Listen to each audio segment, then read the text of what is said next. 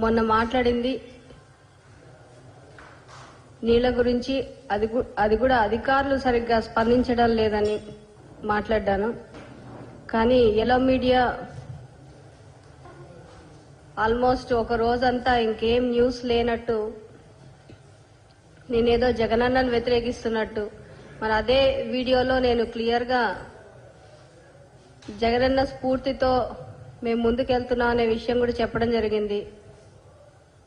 మరి అవన్నీ కట్ చేసి మరి నేను ఎవరినైతే ఉద్దేశించి మాట్లాడ్డానో వాళ్ళు కాకుండా దానికి జగనన్న ఆపాదించి ఈరోజు yellow media almost 1 full day ఇంకేం పని లేనట్టు నా మీదే ఫోకస్ పెట్టారు. నేను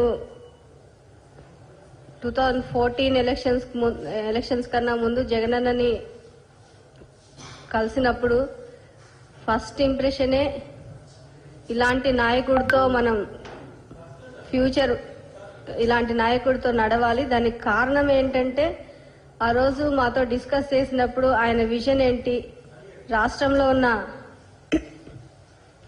పేదవాళ్ళని ఎలా ఆదుకోవాలి, అవన్నీ ఆ రోజు ఫస్ట్ డేనే మాతో డిస్కస్ చేయడం జరిగింది.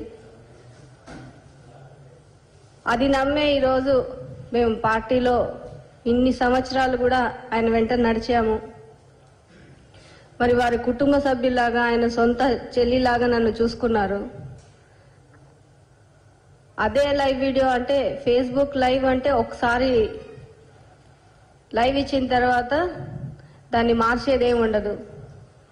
మరి ఆ లైవ్ లో నేను ఎవరి గురించి ఏం మాట్లాడానో క్లియర్ గా అందరికీ తెలిసినప్పటికీ కూడా అది జగనన్న మీద ఆపాదించి మాట్లాడడం. అలాగే ఈరోజు దళిత మహిళా ఎమ్మెల్యే ప్రశ్నించడమే నేరమా అని చెప్పి ఈనాడు పేపర్లో ఒక టైటిల్ పెట్టారు. నేను ఎవరిని ప్రశ్నించాను అనేది క్లియర్ గా రాయాలి. ఎందుకంటే నేను ప్రశ్నించింది, పోరాడుతుంది అధికారులతోనే, జగనన్నతో కాదు. జగనన్న దగ్గరికి వెళ్తే సీఎం ఆఫీస్కి వెళ్తేనే పనులు అవుతున్నాయని చెప్పాను. అంటే జగనన్న దగ్గరికి వెళ్తేనే పనులు అవుతున్నాయి, ప్రతి చిన్నది అంటే డిస్ట్రిక్ట్ లెవెల్లో అయిపోవాల్సింది కూడా ప్రతి చిన్నదానికి నేను సీఎం ఆఫీస్కి వెళ్లాల్సి వస్తా ఉంది అని ఒక బాధ తప్ప, ఒక వారం రోజుల నీళ్ళకు కూడా అధికారులు అడిగితే కుదరదని చెప్పడము, ఇవన్నీ నాకు కొంచెం బాధ అనిపించి నేను మాట్లాడ్డాను.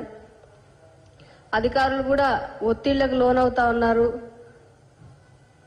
వాళ్ళు ఒత్తిళ్లకు లోనయ్యి, అంటే ఏ నియోజకవర్గ ప్రయోజనాల గురించి ఆ ఎమ్మెల్యేలు పోరాడతారు కాబట్టి అదే విధంగా నేను కూడా పోరాడుతా ఉన్నాను. అయితే ప్రతిసారి ఇక్కడి వరకు రావాల్సి వస్తుందని ఒక బాధతో నేను ఆ రోజు ఫేస్బుక్ లైవ్ పెట్టడం జరిగింది. దాన్ని రాద్ధాంతం చేసేసి, నేను మొదటిసారి ఇంటరాక్టివ్ సెషన్ అని ఎవరైనా క్వశ్చన్స్ వేస్తే మాట్లాడేలా విధంగా మన సోషల్ మీడియా వాళ్ళతో కూడా వాళ్ళకి ఏమన్నా క్వశ్చన్స్ ఉన్నా మాట్లాడే విధంగా నేను మాట్లాడ్డాను. కొన్ని క్వశ్చన్స్కి ఆన్సర్స్ ఇచ్చాను. అవన్నీ కూడా వక్రీకరించుకుంటూ ఇష్టం వచ్చినట్టు మాట్లాడ్డారు. అసలు నేను జగనన్నని వ్యతిరేకించినట్టు, పార్టీని వదిలిపోతున్నట్టు, అంటే నేను ఏదో పెద్ద ఫ్యూచర్ను ఊహించేసుకొని నేను ఈ పార్టీలో ఏదో చాలా అయిపోవాలన్న ఉద్దేశంతో రాలేదు. కేవలం జగనన్న చెప్పిన పని చేయడం, ప్రజల్ని ఎలా ఆదుకోవాలి, జగనన్న చెప్తే ప్రజలకు తోడుగా మాకొక నియోజకవర్గం అప్పచెప్పారు. ఆ నియోజకవర్గంలో ప్రజలు బాగుపడే విధంగా మేమేం చేయగలం అవి మాత్రమే చేసుకుంటూ వెళ్ళాము.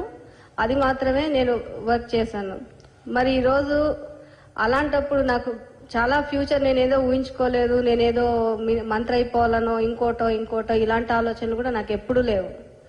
ఈరోజు ఇప్పటికిప్పుడు వద్దమ్మా నువ్వు ఎవరైనా సపోర్ట్ చెయ్యి, నువ్వు పక్కనుండు అని అన్నా కానీ I'm ready to do that. అంత మేము విధేయులుగా ఉన్నప్పుడు ఈరోజు పార్టీని వీడిపోతా ఉన్నారు, జగనన్నను వ్యతిరేకించారని మాట్లాడడం నాకు చాలా ఆశ్చర్యంగా ఉంది. అది కాకుండా ఎస్సీలకి జగనన్న చేసింది నిజంగా మన రాష్ట్ర చరిత్ర కాదు, దేశ చరిత్రలో గుర్తుండిపోవాల. అదే ఆ విధంగా చేసుకుంటూ వచ్చారు జగనన్న.